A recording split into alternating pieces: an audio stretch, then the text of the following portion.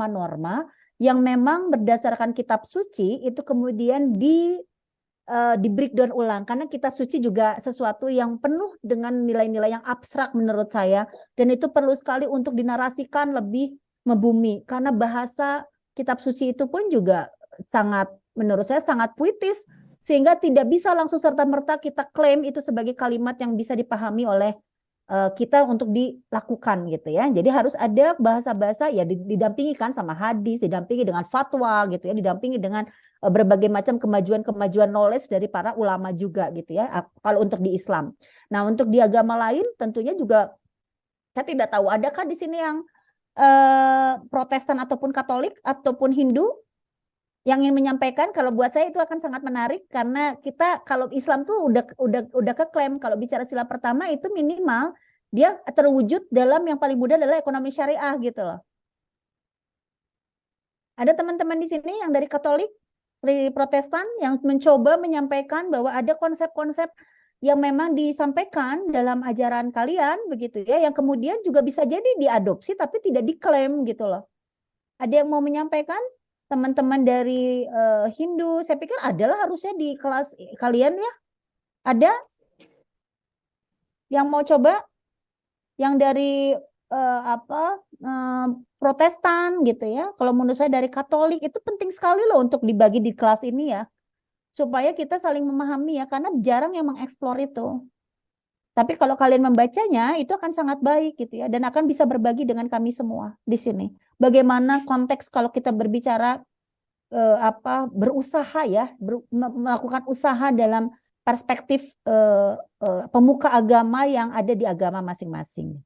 Ada di sini yang mungkin Protestan, Katolik. Tuh, kalau udah kayak gini nggak mau ngaku punya agama ya? Kalau udah kayak gini semuanya apa ya agama saya, jangan dong ya. Ada di sini? Ada yang mau mencoba menyampaikan? Atau ada yang mau coba juga bicara? Nanti kaitkan dengan bagaimana ya waktu itu ya gereja-gereja itu kemudian dikritik oleh Marx gitu ya. Itu kan juga menarik sebetulnya kalau kalian yang memang Katolik gitu ya, itu ada historicalnya gitu ya, bisa diceritakan. Ada yang mau coba sampaikan? Kalian harus ditugasin dulu baru aja ya mau gitu ya, eksplorasi. Harus dikasih tugas dulu baru eksplorasi gitu. Jangan gitu dong ya. Kalau kayak gitu nanti kita akan semakin ketinggalan sama generasi muda di negara-negara lain gitu ya, sama Malaysia, sama Singapura gitu. Silakan, ada yang dari Katolik ataupun Protestan atau Hindu atau Buddha yang punya prinsip-prinsip atau nilai-nilai norm gitu ya terkait dengan bagaimana melakukan sebuah usaha gitu ya, ada nilai-nilainya atau enggak ada? Ini Muslim semua yakin? Cek ya, minggu depan saya cek ke Bu Umi based on religion. Nanti saya tanya di dalam kelas ya. Gitu ya. Jadi kalau saya pengen tahu soalnya dari yang dari teman-teman yang lain, karena itu penting gitu untuk mengemukakan apa yang ada dalam pikiran kalian gitu ya. Karena kelas yang di Ampu saya itu wajib untuk kemudian bicara masalah bagaimana kita toleran dan kemudian memahami perbedaan-perbedaan baik suku gitu ya maupun agama gitu. Jadi ya harus kemudian memahami semua perbedaan itu bukan untuk diiyakan gitu, tapi untuk dimaklumi dan kemudian dipahami bahwa kita berbeda dan ya sudah gitu ya. Masing-masing punya ini sendiri. Oke, jadi PR minggu depan kalau gitu saya akan cari ya ke Bu Umi ya datanya.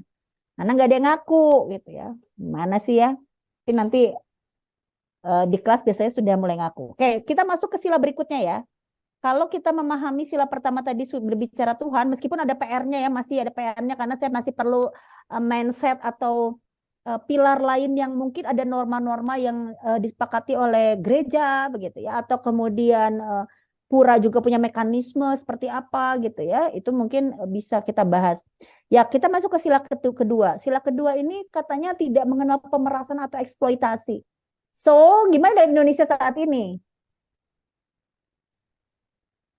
Kalau ini udah jelas loh, clear ini. tidak ada eksploitasi. Nanti kita akan mulai merangkum ya, apakah kita memenuhi syarat ini ya. Syarat pertama tadi berlakunya etik moral agama, kalian kalau saya kasih sampel gitu ya, kasih polling ya, saya kasih polling, berlakunya etika moral setuju, sangat setuju, setuju, kurang setuju, ragu-ragu, atau tidak setuju. Tidak setuju. Tidak setuju. Tidak setuju, nanti pakai argumen ya. Satu saja tidak setuju, karena banyak fakta yang kemudian membuat kita patah hati ya, melihat sila satu itu ternyata tidak sesuai. Sila kedua, tidak mengenal pemerasan atau eksploitasi. Ini saya langsung, aduh kayaknya enggak deh gitu ya. Kalau saya pribadi langsung kayaknya tidak deh gitu. Sila kedua ini tidak dijalankan. Banyak yang tidak manusiawi kok. Tidak memanusiakan juga dalam prosedur gitu ya, dalam sebuah peraturan, tidak mempertimbangkan, padahal kebijakan publik itu based on kebijaksanaan. Kebijakan itu policy kan. Kalau kebijaksanaan, wisdom kan. Wise itu bijak. Ya, kalau wise itu bijak ya. Tapi kalau kebijaksanaan itu wisdom. Dan kalau kita berbicara kebijakan, maka itu menjadi policy. Policy itu melalui sebuah proses decision making. Decision making itu terjadilah berbagai kebijaksanaan. Gitu ya. The wisdom itu semuanya berkumpul dalam decision making. Dan akhirnya muncullah policy gitu. Artinya harusnya policy itu based on pada wisdom. Nah, kalau sudah berbicaranya eksploitasi pemerasan, di mana wisdom itu bersembunyi? Atau di mana wisdom itu kemudian dihilangkan? Karena kalau kita bicara eksploitasi, udah mengarah pada isu lingkungan hidup aja udah nggak wisdom gitu loh. Gitu ya. Hancur tatanan lingkungan aja sudah tidak bijak menurut saya, sudah tidak mempertimbangkan lagi. Pembangunan A tuh kemudian tidak mempertimbangkan isu lingkungan, ya sudah tidak bisa gitu, eksploitasi alam gitu ya, udah nggak bisa, udah nggak masuk ke wisdomnya. Sedangkan sila kedua itu sebetulnya bobotnya di wisdom tadi, karena pada saat kita bertuhan logikanya, kan ini mau urut-urutan ya, logikanya pada saat kita bertuhan, kita mempercayai etik dan moral kan. Pada saat kita mempercayai etik dan moral, artinya kita kemudian tahu bahwa mana yang kemudian mengorbankan pihak lain dan merugikan, mana yang bukan. Jadi urutannya memang kalau sila kesatunya udah gugur, akan gugur ke semuanya gitu loh. Apakah mungkin sila kesatunya checklist oke, silang, kemudian sila keempatnya baik-baik saja? Sekarang saya pakai logika itu aja. Kenapa itu menjadi piramida? Sila 1, 2, 3, 4, 5. Nggak ditukar. Keadilan di pertama, ketuhanan di paling akhir. Kenapa nggak ditukar gitu? Atau kenapa ketuhanan nggak ketiga? Tapi kebersamaan, persatuan Indonesia itu di kesatu. Kenapa coba? Ini kan kayak urut-urutan politik yang dari Bu Miriam Budiarjo ya. Harus ada negara dulu gitu ya. Kemudian kan prosesnya sampai ke distribusi alokasi itu kan berurutan. Ini juga sama. Apakah logik pada saat berbicara sila pertama itu berlaku etik moral agama, masuk ke tidak mengenal pemerasan? Ya logikanya harusnya begitu. Berarti kalau sila pertama sudah silang, make sense nggak lolos ke sila kelima? Ini pakai logika saja. Enggak, Bu. Ya tidak berhasil. Tidak berhasil. Ya nggak berhasil. Gitu. Dan yang terjadi di Indonesia ya faktanya sila ke-1 contreng ya akan terjadi sila kedua, sila ketiga gitu ya, berlakunya kebersamaan kekeluargaan. Yakin tadi ya kebersamaan itu ada isu equality dan equity ya gagal juga karena senjang mau bersama di posisi mana, kemudian mengutamakan hayat hidup orang banyak, yakin ya. Jadi begitu satu gugur maka gugur sampai ke tahap yang kelima. Gitu ya. Ini nanti eksplorasi bisa dibaca di masing-masing. Saya ingin memperlihatkan bahwa sila-sila 5 sila tersebut memunculkan beragam persepsi, termasuk kita punya persepsi yang beragam juga di kelas ini kan. Nah, tapi kita akan mengacu pada 3 tokoh ini ya, Emil Salim, Mubiarto, dan Sumitro Joyo Hadikusumo. Tiga-tiganya punya latar belakang yang berbeda tentunya, dan punya kemudian mazhab yang disepakati oleh masing-masing dari mereka sendiri gitu ya. Nah, seperti ini. Jadi Emil Salim, sila pertamanya mengatakan mengenal etika dan moral agama. Sila keduanya titik berat pada nuansa manusiawi, ya, dalam menggalang hubungan ekonomi. Yang ketiga adalah membuka kesempatan ekonomi secara adil bagi semua, lepas dari isu SARA. Kemudian keempat bermuara pada pelaksanaan ekonomi politik. Yang kelima adalah memberi warna egalitarian, social equity dalam proses pembangunan. Coba deh kalian lihat yang nomor 3. Ya, nomor 3. Membuka kesempatan ekonomi secara adil bagi semua lepas dari SARA. Mubiarto mengatakan nasionalisme menjiwai setiap kebijaksanaan ekonomi.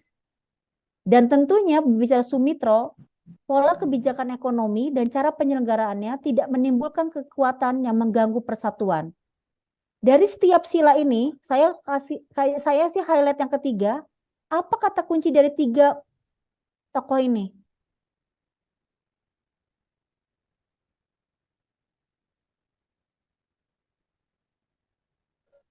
Nah, jadi kalau kalian melihat ya, masing-masing itu kan punya kalimat yang berbeda ya.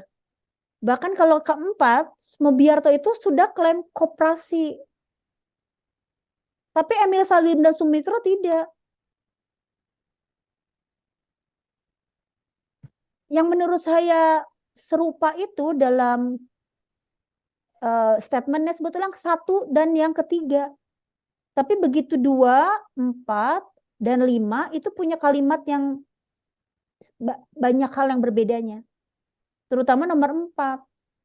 Emil Salim sih ekonomi politik kalau kita bicara kerakyatan katanya gitu. Kerakyatan yang dipimpin oleh hikmah kebijaksanaan dalam permusyawaratan perwakilan. Itu pada pelaksanaan ekonomi politik. Tapi Mubiarto pada koperasi.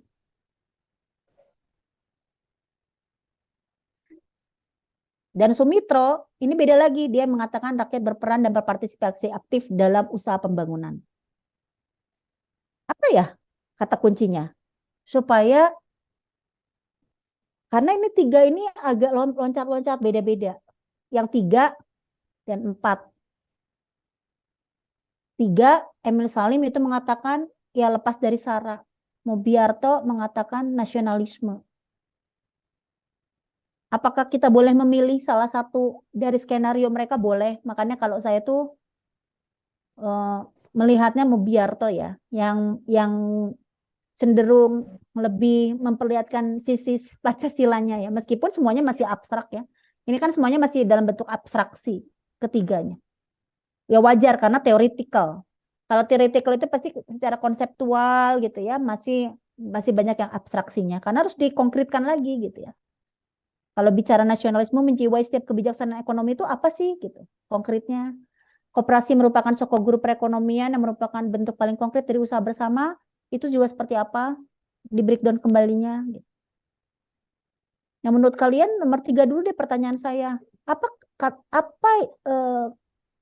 satu benang merah dari 3 ini? Atau dari sila pertama dulu ya, supaya kita bisa sama-sama kita berpikir kritis bersama. Nomor 1, Emil Salim pada sila pertama, ini seperti ini kalimatnya, Mubiarto seperti ini, Sumitro seperti ini. Apa benang merahnya? Ya etik dan moral, benang merahnya itu.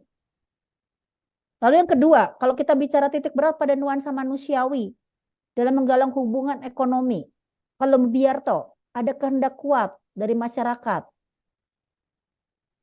Apa kira-kira?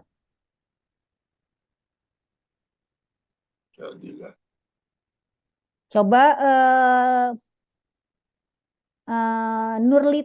Nurlistia Dewi, kira-kira untuk yang sila kedua, apa yang kamu tangkap satu kalimat aja?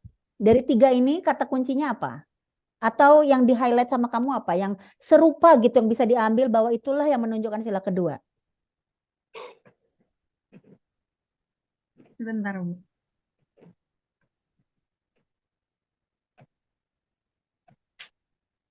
Nurlis puasa. Puasa. Jadi loadingnya agak lama gitu ya. Bisa nulis Tia Dewi?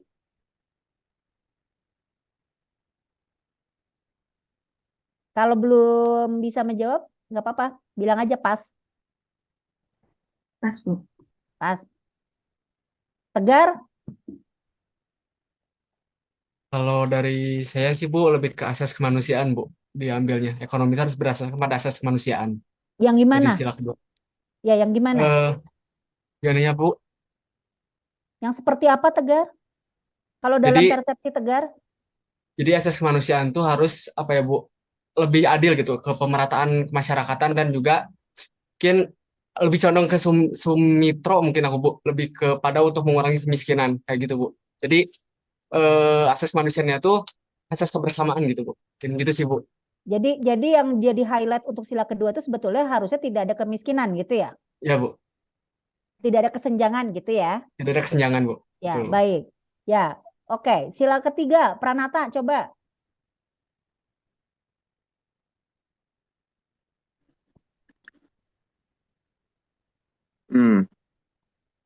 Adil, Bu. Adil. Yang Iya, tadi adil dua. Yang tiga adil juga. Sila ketiga apa coba? Sebutin, Pranata. Persatuan Indonesia. Ya, gimana ceritanya bisa kamu simpulkan adil? Kan itu Persatuan Indonesia. Karena adil bagi semuanya. Supaya adil jadi nggak ada kecemburuan sosial. Terus kalau Semacam bedanya dengan makna adil yang tadi disampaikan oleh Tegar, yang nomor dua, mungkin ini lebih ke ininya, Bu, lebih ke tujuannya. gimana maksudnya? Jadi supaya menimbulkan kekuatan biar nggak ada perpecahan gitu. Adilnya maksudnya untuk menghindari perpecahan. Iya. Sebenarnya nasionalisme juga bisa sih, Bu. Nah, jadi Jadi apa? poin Jadi apa utamanya yang bisa nasionalisme. kamu tangkap? Jadi yang kamu adopsi yang mana yang tiga ini? Jadi kata yang paling sama kamu bisa keinget tuh yang mana? Coba gitu aja deh. Memaknai sila ketiga. Nasionalisme. Berbicara nasionalisme. Nanti Iya, di breakdown lagi ya dalam perekonomian itu nasionalisme seperti apa ya? iya. Seperti apa? Seperti apa? Pranata, nasionalisme dalam perekonomian itu seperti apa? Nasionalisme dalam perekonomian, Nah, arti ini gimana ya? bisa dibantu, Maulika? Sila tiga. Intinya biar ini sih, Bu, biar nggak perpecahan lagi, balik lagi. Iya, seperti apa supaya nggak pecah teh? Secara Kalau practically seperti apa? Maulika mungkin bisa melengkapi Pranata tadi kalimatnya Pranata di awal udah bantu tuh Maulika. Tapi kalau saya punya pendapat lain sih, Bu, dari Pranata soal eh, nilai yang ketiga ini. Yang sila ketiga gimana Ya, sila Maulika? ketiga. Kalau saya melihatnya sih benang merahnya lebih ke kesetaraan dan kebersamaan. Bagaimana itu kalau dalam praktek ekonominya? Kan itu kalau kesetaraan di dua tuh, kemerataan sosial egalitarian tuh, Mobiartonya. Mohon maaf Ibu, tadi agak nge-lag. Koneksinya Gimana sih? tidak stabil. Gak stabil kan, tapi saya suruh baca. Ini kan dibaca, tinggal kalian ini. Alasan. Ya, coba sekarang Gandina Suciani.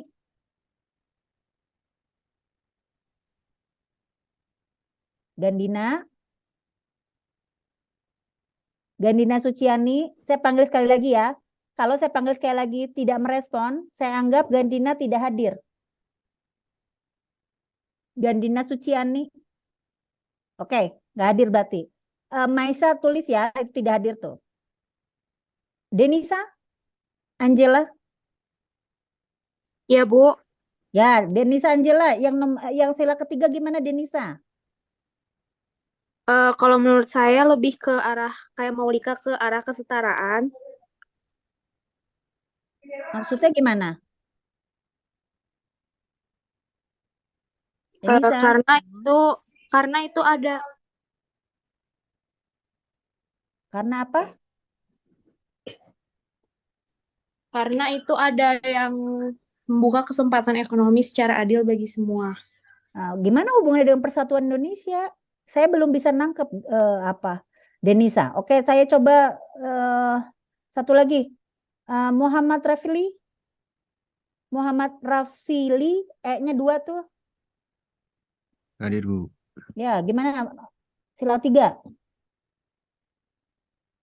Ini kalian baru sila 3 aja. Bingung. Gimana Muhammad Rafili?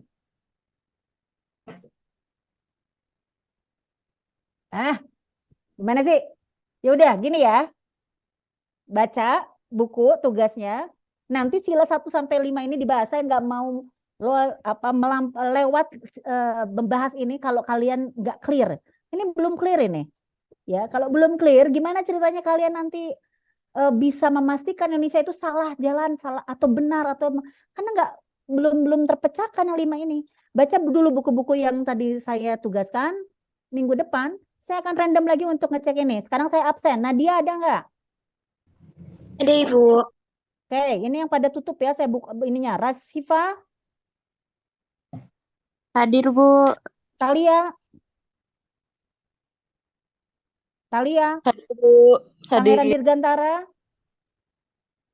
Hadir, Bu. hadir sambil on cam. Bunga Atskia, Hadir Ibu. Fakih, Bunga Atskia, Sahla, Denisa tadi ada, Fakih ada, Muhammad Bima,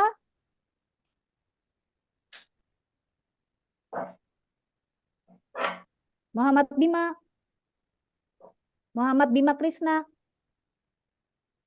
Satu kali saya panggil, Muhammad Bima Krisna. Nggak ada ya? Maisa, Muhammad Bima Krisna juga nggak ada. Amelia, Hadir Bu. oke. Gandina tadi tidak ada. Fajri, Hadir, Bu.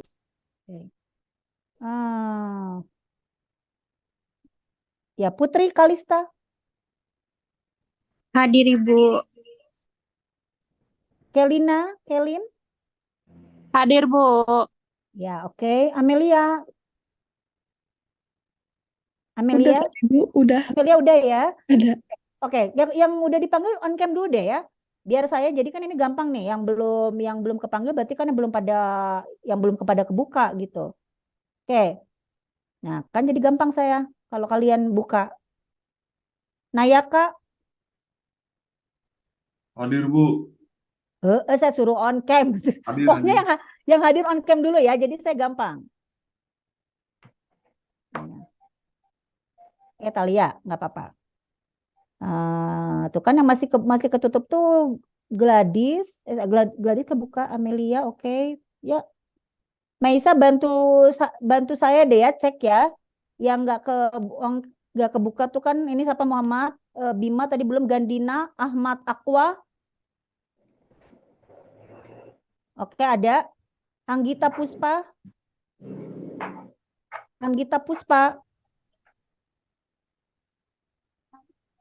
Ada ya? Anggita ada ya? Sophia Amanda.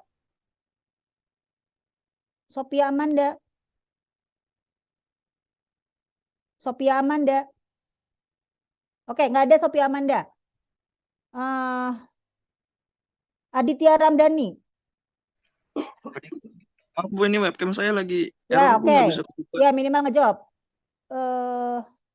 Annabel, Saya Bu. Lindia Aziza, Hadir Bu. Hadir.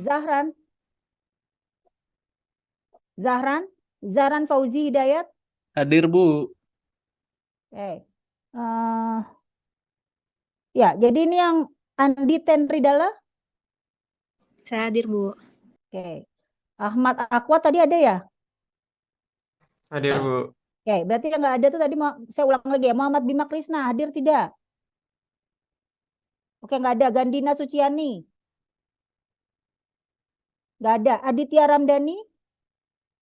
Hadir Bu, hadir. Ya. Annabel Graciani. Ada tadi ya. Lindia. Hadir Bu. Oke, berarti ada 2. Muhammad Bima dan Gandina Meisa ya, itu tidak perlu masuk absen ya, karena tidak hadir. Baik, kalau gitu kita ketemu minggu depan secara luring. Saya akan random juga begitu ya untuk tugas. Nanti akan saya masukkan ke Google Classroom hari ini juga ya, supaya kalian bisa langsung kalau mau bacanya besok, kemudian selesai. Sekali lagi, chapternya tidak saya tentukan, minimal 1 chapter itu dibaca. Jadi kalau kalian bilang, Bu, saya tertarik untuk baca 2 chapter, itu akan lebih bagus gitu ya. Karena 10 hari itu harusnya 3 chapter. Ya, 1 chapter itu 2 hari aja maksimal gitu ya. Seperti itu. Oke, sebutkan nanti referensi bukunya